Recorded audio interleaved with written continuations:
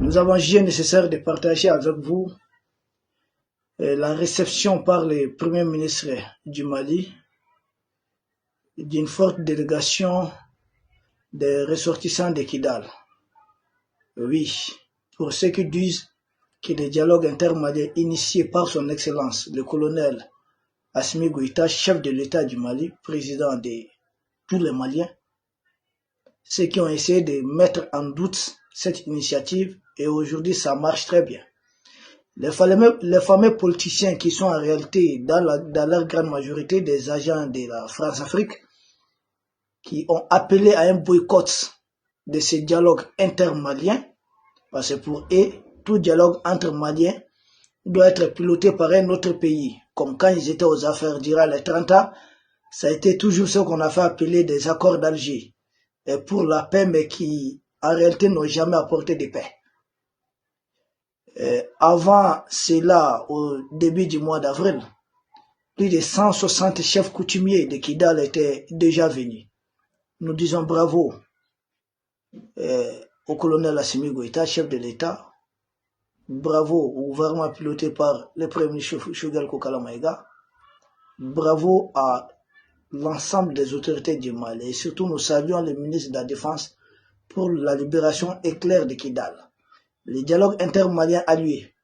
L'appel au boycott des politiciens n'a eu que effet contraire, parce que les bases de ces partis politiques ont tous désobéi, et on assistait à une vague de démissions. Beaucoup ont démissionné et le train du Mali est en marche.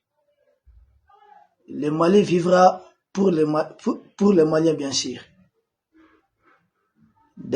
Parallèlement, des opérations militaires continuent dans les régions du Nord. C'est pourquoi, dans les derniers jours, nous avons assisté à la neutralisation d'Abou Ouzeifa, un chef terroriste que France 24 a essayé de banaliser, qui pourtant avait sa tête mise à prix à 5 millions de dollars.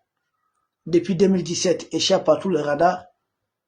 C'est une opération terrestre de l'armée malienne qui a mis fin à la nuisance de cet homme. Et juste après l'avoir neutralisé, plusieurs terroristes avec 5 pick-up remplis d'armes ont décidé de se rendre aux forces armées du Mali. Pourquoi? Parce que la pression, elle est tellement forte que ces gens-là n'ont plus où sortir la tête. À tout moment, il y a des frappes chirurgicales. De l'autre côté, ces gens sont coupés de toutes leurs bases. Oui, les opérations se poursuivent un peu partout. Les opérations sont en cours dans tout l'espace AES. Nous saluons ces gens, nos frères et sœurs, nos parents de Kidal, qui ont décidé de rejoindre pleinement le dialogue intermalien, parce que nous ne l'oublions pas.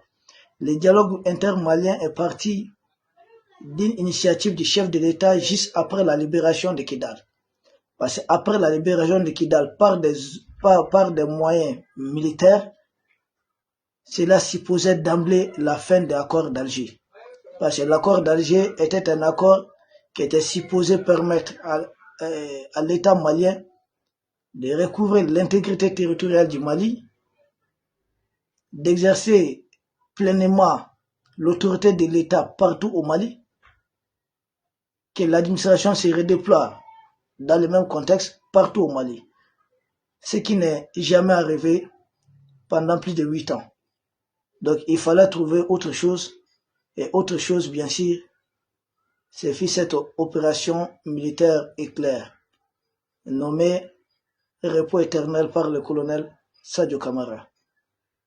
Merci à l'effort de toutes ces autorités du Mali, les peuples continuent de soutenir, et les autorités, les représentants coutumiers de Kidal n'ont pas oublié de saluer au passage les ressortissants de Kidal, la rapidité avec laquelle l'État malien est en train de faire fonctionner l'administration à Kidal. Parce que récemment, un lot important de matériel informatique a été livré à l'administration de Kidal, qui est aujourd'hui dirigée par le colonel El Hadj Gamou. Bravo aux autorités du Mali. Bravo à vous, peuple d'Afrique, pour cet accompagnement. Bravo à Afrique Média et à tous les médias qui travaillent avec Afrique Média. Nous vous remercions pour la confiance.